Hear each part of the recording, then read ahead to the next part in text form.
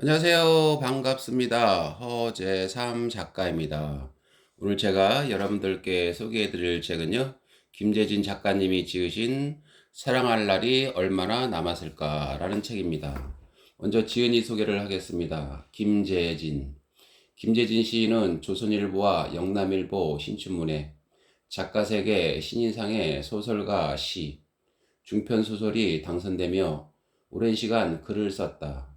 시를 쓰면서도 시단과는 멀리 있고 새 속에 있으면서도 새 속과는 거리를 두는 은둔자로서의 삶을 추구해온 그는 젊은 시절 우연히 듣게 된 첼로 소리에 끌려 첼리스트가 되겠다는 생각으로 음대에 입학하기도 했다. 젊은 시절 방송사 PD로 일하며 방송대상 작품상을 받는 등 활발한 활동을 하던 중 돌연 직장을 떠나 바람처럼 떠돌며 인생의 신산을 겪었고 글 쓰는 일과 함께 마음 공부 전문 방송 유나를 만들어 마음 공부를 배우거나 가르치는 일에 전념하고 있다. 네, 서문을 한번 보겠습니다. 남아있는 시간은 얼마일까? 아프지 않고 마음 졸이지도 않고 슬프지 않고 살아갈 수 있는 날이 얼마나 남았을까? 미워하지 않고 성내지 않고 웃을 수 있는 날이 얼마나 남았을까? 바라보기만 해도 가슴 따뜻한 사랑할 날이 얼마나 남았을까? 서문을 대신해 김혜진. 네, 차례를 보면은 우리는 밤마다 죽고 아침마다 다시 태어난다. 내 안에 거인을 깨우는 시간. 그대 주머니 속 가장 좋은 것을 세상에 내어주라. 그럼 본문으로 한번 들어가 보겠습니다. 세상에서 가장 행복한 사람. 순간적으로 일어나는 스파크가 커다란 화재가 되어 모든 것을 태우기 전 알아차려야 합니다. 모든 불길은 처음엔 작은 불씨로 시작됩니다. 화 또한 마찬가지라서 화재가 되기 전 스파크가 일어날 때 알아차려서 다스려야 합니다. 프랑스 출신으로 촉망받는 과학자에서 티베트 불교의 승려가 된 마띠유 립가르는 화에 대한 질문에 그렇게 대답했다. 치오르는 화를 억제할 것이 아니라 미리 그것을 알아차리라고 충고한 마띠유 스님은 미국 위스콘신 주립대학교에서 머리에 256개의 센스를 부착하고 뇌 촬영을 하는 실험을 했던 적이 있다. 그 결과 긍정적 감정과 관련이 있는 뇌의 전전두피질에서 행복을 느끼는 수치가 놀랄 만큼 높게 나왔고 그 이후 그는 세상에서 가장 행복한 사람으로 불리게 되었다. 서울에 있는 명상센터로 그를 초대해 강의를 들었을 때 일이다. 세상에서 가장 행복한 사람이라 불리는 그를 향해 사람들은 우울증과 무기력으로 힘든 나의 뇌를 당신의 행복한 뇌와 바꿀 수 있는 방법은 없는가? 라고 물었다. 마띠오 스님은 나는 이미 늙어가고 있는 중이라 당신의 뇌와 바꿀 만한 가치가 없다. 그러니 당신의 뇌를 그대로 개선해서 쓰는 것이 좋겠다는 말로 폭소를 터뜨리게 했다. 행복하기 위해선 마음을 지금 이 순간 이 자리에 놓아두라고 마띠우리카르는 충고한다. 행복은 과거나 미래가 아닌 지금 여기에 일어나는 일이기 때문이다.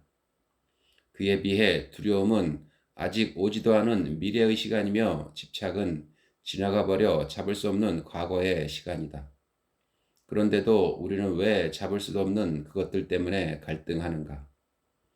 분노나 슬픔, 두려움이나 이기심 같은 부정적인 감정에 대해 마띠유 르카르는 부정적인 감정은 소매치기와 같아서 얼굴을 모를 때는 당하게 됩니다. 그러나 많은 사람들 속에 섞여 있어도 소매치기의 얼굴을 알고 있다면 도중 맞을 이유가 없습니다. 부정적인 감정 또한 이와 같아서 그것의 얼굴을 알고 있는 사람은 그런 감정이 가까이 오려 하면 조심하고 경계해 스스로 도둑맞지 않도록 해야 합니다. 라고 말한다. 살아가면서 당신은 얼마나 자주 소매치기를 당하는가? 얼마나 자주 화내며 얼마나 자주 슬픔에 빠지는가?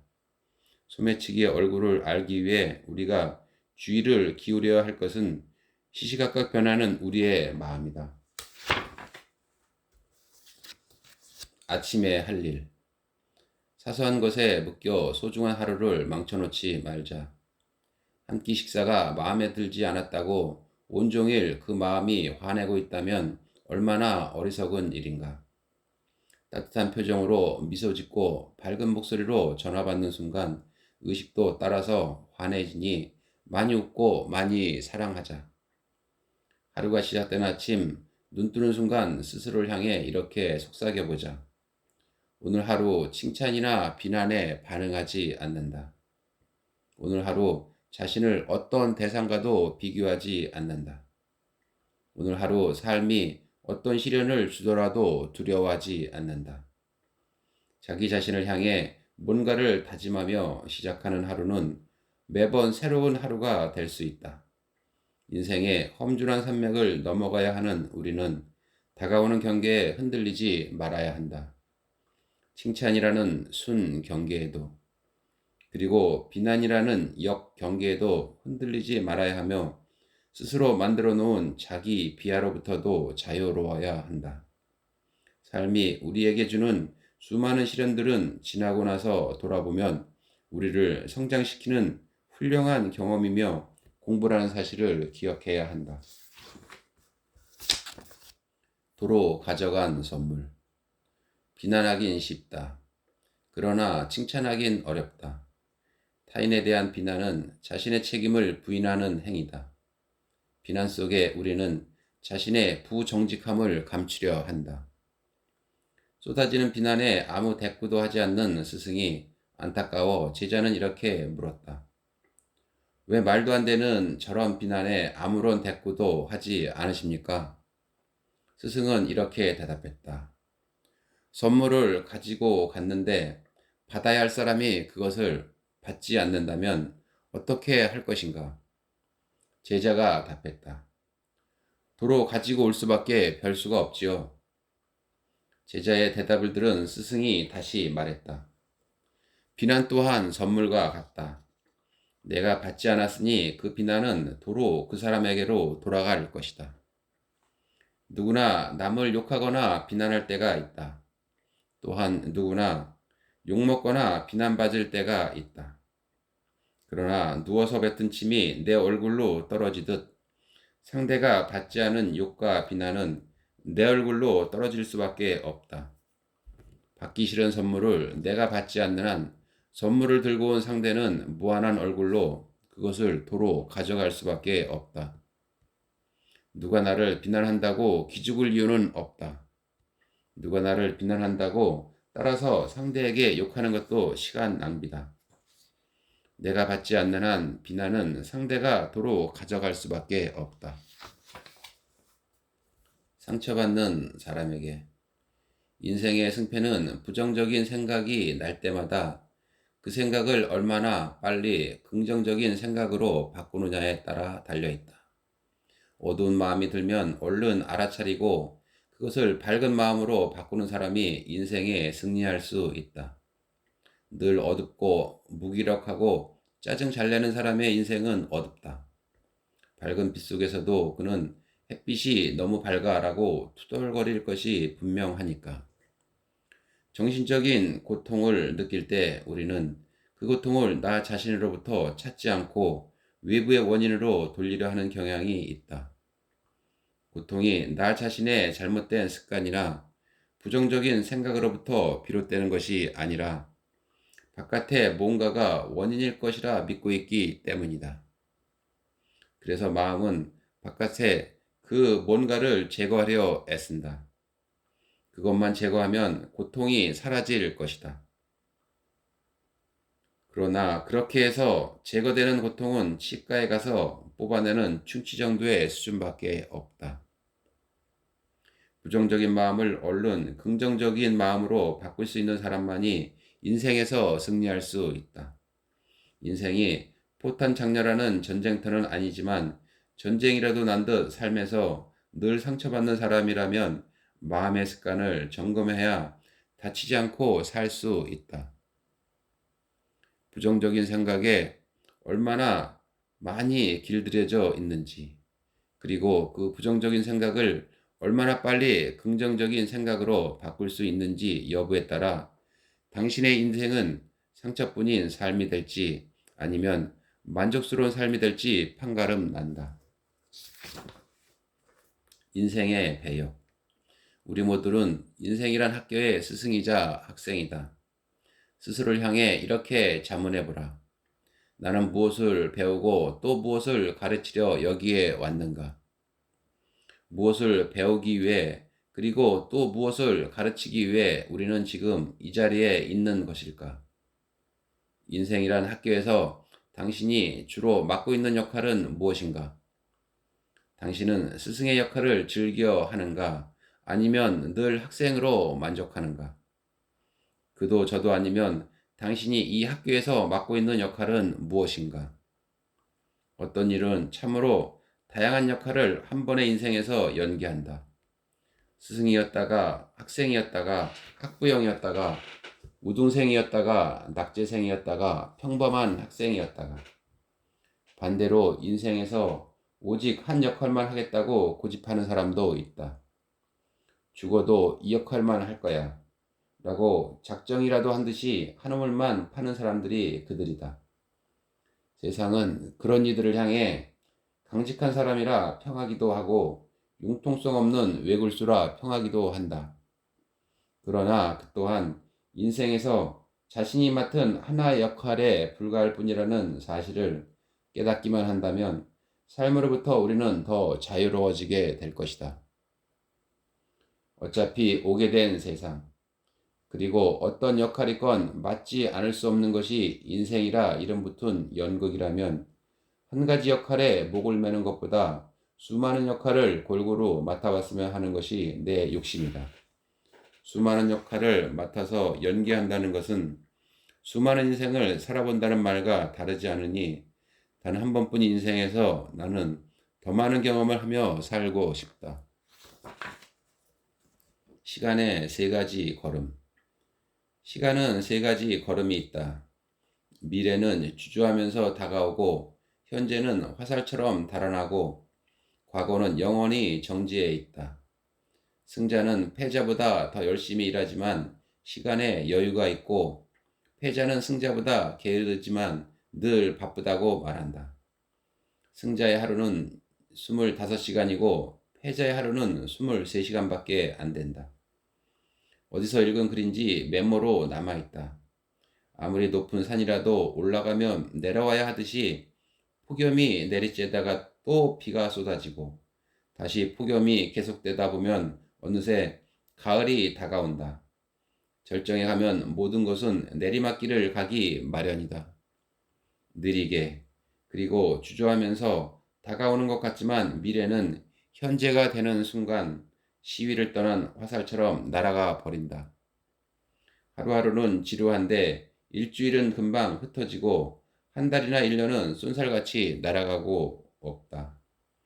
우리 만난 지가 언제였더라 하며 악수하다 보면 못 본 지 10년. 강산도 변하고 사람의 마음도 변해 한때의 친구가 서먹서먹한 타인이 되어 있다. 승자는 시간을 관리하며 살고 패자는 시간에 끌려가며 산다는데 인생에서 패자로 남고 싶어하는 사람이 어디 있겠는가? 그러나 인생엔 승자도 패자도 없다. 이기기 위해 이곳에 온 것이 아니라 우린 그저 무엇인가를 경험하기 위해 이곳에 왔으며 그 경험이 다할 때 세상을 떠날 뿐이다. 적지 않은 경험을 했지만 아직도 다하지 못한 어떤 경험이 내 인생에 남아있을까? 다가오는 미래를 다 알 수야 없지만 참으로 중요한 것은 시간에 끌려다니지 말며 살지 말고 시간을 부리면서 삶을 살아야 한다는 것이다. 결발해야 할 것들. 삶에서 잡동사니를 제거하라. 주변에 고통스러운 기억을 불러일으키는 대상이 있다면 결별하라. 아름다우면서도 동시에 고통스러움을 유발하는 것이 있다면 가능한 한 그것과도 결별하라.